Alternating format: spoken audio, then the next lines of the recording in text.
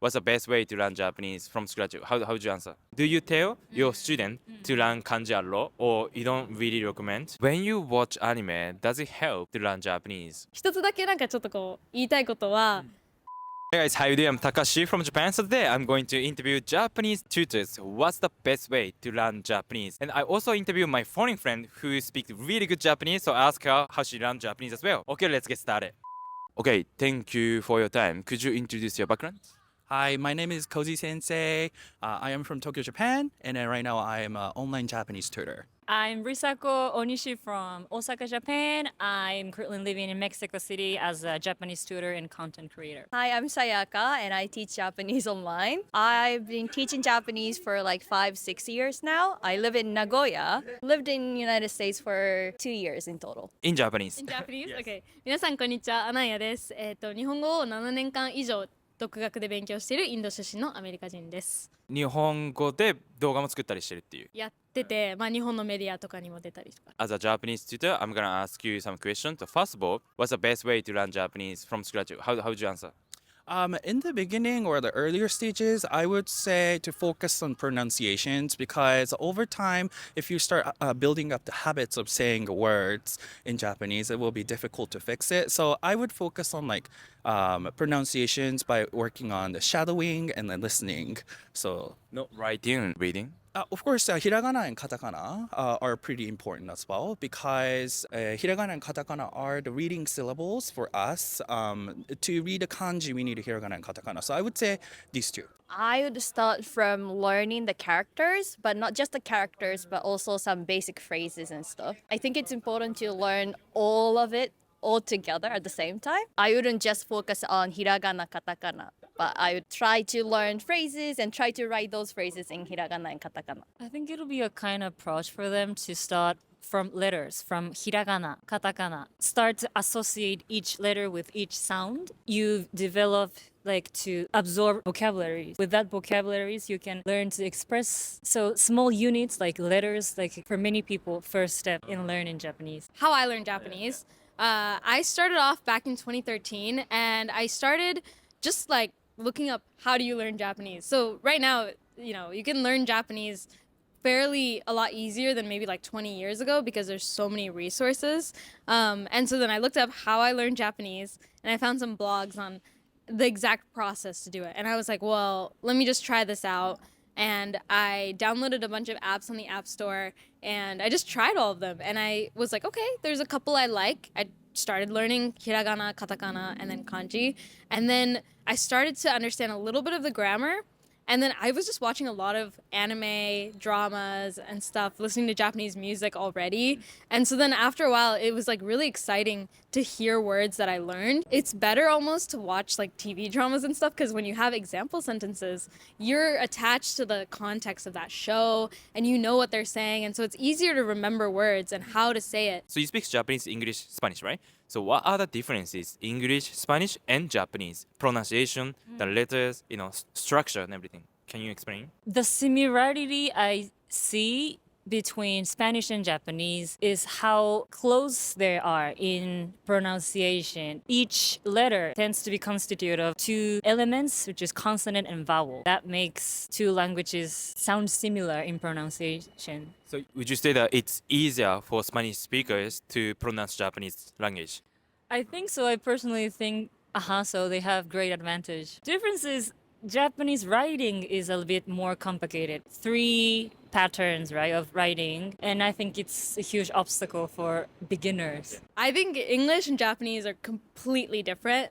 So I feel bad for Japanese people learning English because Vice versa. yeah, it's just so difficult. And I speak Telugu, which is also a language from India, and we have the same grammar structure.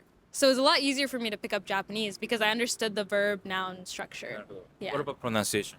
Pronunciation is like, oh my god, I feel like it's so different. English is just, we have a lot of like ta or r, like R and T sounds I think are very like rough, like the way we say it.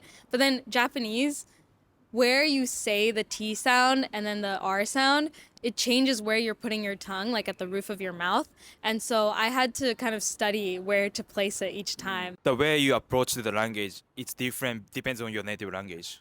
I think there's definitely a difference if you only speak English and you're suddenly learning Japanese, I think there's definitely a bit of a hurdle because it's tough to get used to the new sounds, the grammar structure.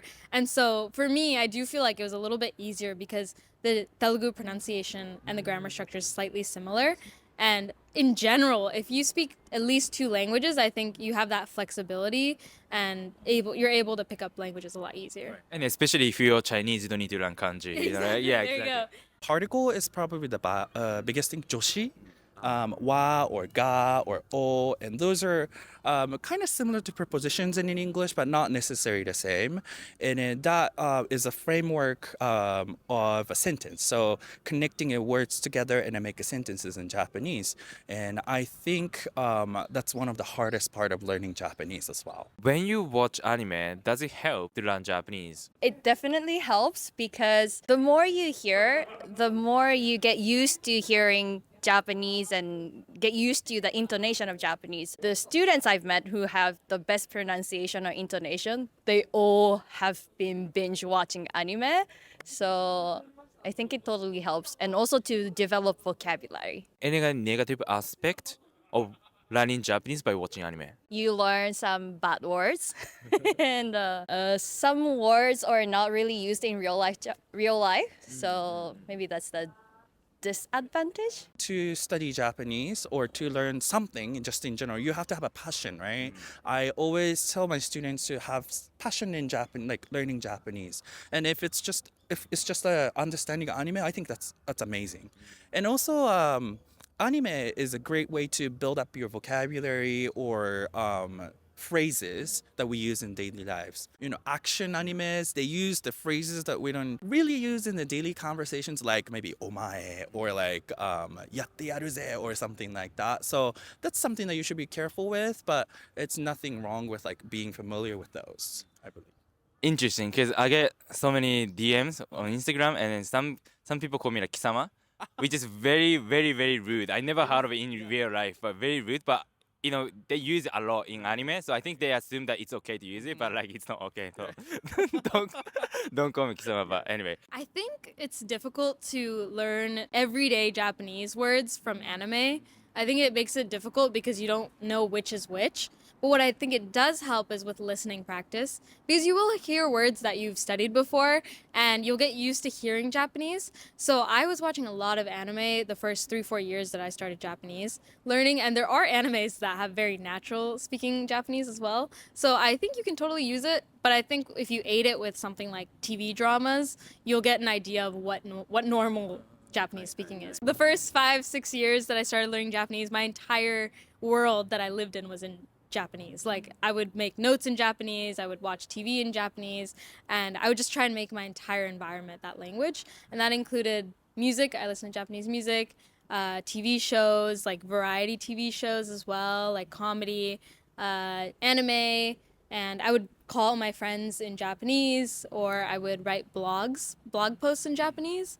And yeah, basically every single part of my life was that. in this video, I'm asking Japanese tutors what's the best way to learn Japanese. I also want to share one of the best methods from my perspective. That's Preply, today's video sponsored. In fact, several friends of mine who are studying Japanese are actually using Preply, and then they say it's really good, so I asked them to sponsor this video. Preply is a user-friendly language learning platform that connects you directly with native speakers and experienced teachers. It's designed to make language learning more interactive and personal than other apps. Instead of just repeating phrases, you will engage in real conversations and learn cultural nuances, making your study session enjoyable and effective. With over 1,500 Japanese tutors available, it's easy to find a match for your schedule and then learning goals. Preply stands out by offering tailored one-on-one interactions, ensuring you get attention and guidance needed to improve your Japanese skills effectively. You can receive 50% discount on your first lesson at Preply by clicking the link in the description. Let's start learning Japanese by signing up for Preply. Okay, let's get back to interviews. Any common mistakes Japanese learners tend to make at the beginning?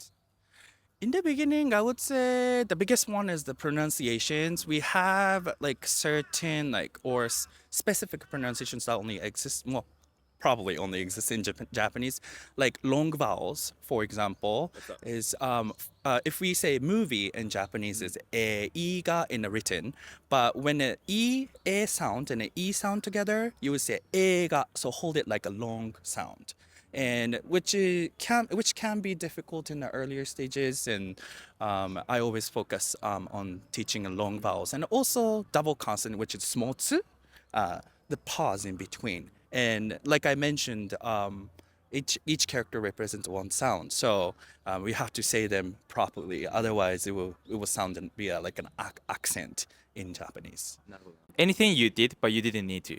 Oh, I bought like a dictionary of all Japanese verbs and I tried to memorize like every single day like a verb and it didn't work at all. Like it was such a waste of time because I didn't have anything to work off of. Like you need some kind of TV show or some kind of context or Practical. something practical or else you're just kind of like sitting there trying to memorize something that has no relevance to you. And so now what I do is I use flashcards. And even then, like a lot of people recommend Anki, for example. I recommend it too, but I've never used it because I think that for me, flashcards, it was just easier for me to use the apps that I had. But anyway, I would put in words from conversations that I've had, and those words is what I would use because I'd have the context, if that makes sense. One of the things that I see often is start learning kanji so much before building a lot of vocabulary. If you learn the kanji first and then you learn vocabulary, you're learning two things at the same time. But if you knew the vocabulary, I think it's easier to apply the kanji to what you know already. And also not speaking out. People are just writing down and understanding, but because they don't really pronounce it, try to do the output work. The output work is also as important as doing the input work. Do you believe that kanji is really important to learn, acquire, or to live in Japan, to be able to speak Japanese? Like, what do you think? Like, as someone who actually lives in Japan, like, what's your opinion? I think it's really important. It's not important to write it. I don't write Japanese. I just type it. Yeah, me neither. And so, yeah, I don't think you need to do that. But I try to make sure that I know the kanji of like signs around me or just in general. I think it helps so much because it reduces the amount of time you have to think. It's like you know the kanji, so you know generally what something says, and you don't have to think beyond that. So I was really glad that in moments like if I had to go to the doctor, I could read kanji, and I could be like, oh, like I think blah blah blah blah blah should be like this, like That's it. So you don't think that you need to write kanji to memorize kanji to be able to read? I definitely wrote Japanese to practice the beginning, like naka toka, and you really have to do a lot of image training of what each word kind of represents. And after a while, it really looks like what the kanji was meant to be. And you grow like an appreciation for it too at the same time. Nowadays, we use a lot of online resources, so if you can recognize the kanjis and understand the meaning of them, I think it's fine. However, in the daily lives, like if you're living here, you need to know how to write them. So balance is probably important. I wouldn't say like you need to know like 100% of the 3,000 kanjis by tomorrow. You can learn like 10 a day or like even one a day is fine, but know how to write them and kind of get used to writing those. At the same time, reading and understanding the meaning, I think. So you cannot ignore, but you don't need to focus that much. Right. I would say so, yeah. The real Japanese that Japanese people actually use in their daily life and Japanese that you learn on textbook or in the class or something, like, I think there are some differences. Yes. In my class, we use this textbook, very famous one called Minna no Nihongo. Oh, I've heard of it. Yes. And it has 50 lectures, lessons from 1 to 50. Okay. And from 1 to 20, 21, the information that they give you is formal. Des, mas, blah, blah, blah. From 21, you have like the first approach to informal, casual style. But those 20 episodes are very, very important because informal Japanese is based on formal. So you can't skip like any of anything, I think. Textbook Japanese sometimes can be really robotic. They pronounce each sound really correctly. It happens in English, and I'm sure it happens in other languages too. For example, not at all is not at all, or something like that.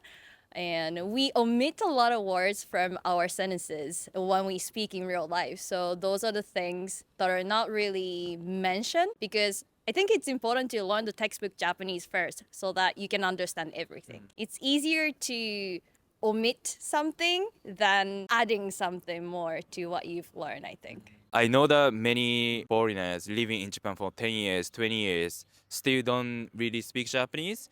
And so that means living in Japan doesn't mean automatically, being able to speak Japanese, right? So any cons of living in Japan when it comes to learning Japanese? Yes, so regarding the topic, I think the most important thing is to be out of the comfort zone and then try to make a Japanese friend.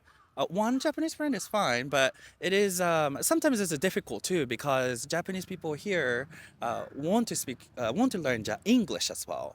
So if you come here, then it's the purpose of like maybe you get to use English in a conversations, and it will be easy as well. From my experience, when I lived in the United States, it was really hard for me, but I try to make just at least one friend, and I had a host family. They're from the United States, so I just like actively went out with them. That helped me a lot with the my English as well. So I would say, well, it's kind of different story here, but always be out of the your community, and then jump into the Japanese communities to make a friend, and then have opportunities to speak Japanese. Even if you're here and you're surrounded by English speakers, then it doesn't help. So it really doesn't matter where you are. You can be in Japan, you can be in America, or wherever you are. Yeah, the more you speak, the better. At the end, any advice to those who just started learning Japanese as a Japanese tutor? Okay. What they need to do? Like first of all, just congrats your journey, your decision on like to learn Japanese. Like learning vibe in this educational ambient, I think it's very positive. You learn a lot of things, right? You understand better yourself sometimes. Japan, it's a weird country, really. We live in a bubble without knowing that we are. But that means that we have a very weird concept of lives, tradition, and culture. So enjoy it. And I think with each expression that you learn in every class, you find a bit new piece of Japan, piece of culture. That can be really interesting. Interesting, because learning the language, it's also including learning the culture, right? Exactly. Don't forget to enjoy learning. Don't stress too much. Don't be afraid of making mistakes. Just try to use them as much as you can. And if you can communicate, that's all what matters, I think. The biggest thing is to have a courage. You will be coming to Japan, which is completely different culture, language, living setting is so completely different in Tokyo, especially. So it's good to have a courage to live here, and then courage to learn or use Japanese, and that's probably the fastest way to learn the language as well. So it's not necessarily like study skills or anything, but I would say it's more like a mindset that I would always recommend my students as well, to be passionate, to have a courage. 一つだけなんかちょっとこう言いたいことは、なるべく自分の知らないことを全部知ろうとする、その好奇心がすごい大事だと思ってて、そういうマインドセットが特に私にとってすごい効果的で、まあやっぱりそのちゃんと時間をかけてやることが意外とすごい大事だなって最近は思う。なんかもう小さいところでもひたすら勉強することですごいレベルにたどり着くと思う。Okay, thank you for watching so far. How was it? That was interesting. I hope this video will help you if you're learning Japanese right now. And also, if you're coming to Japan, I just published my Tokyo guidebook. So if you're interested, please just check in the description. Okay, anyway, thank you for watching. If you like this video, click the like button. Please subscribe to my channel. If you have any question you want me to ask people in Japan, please leave the comment too. See you next time.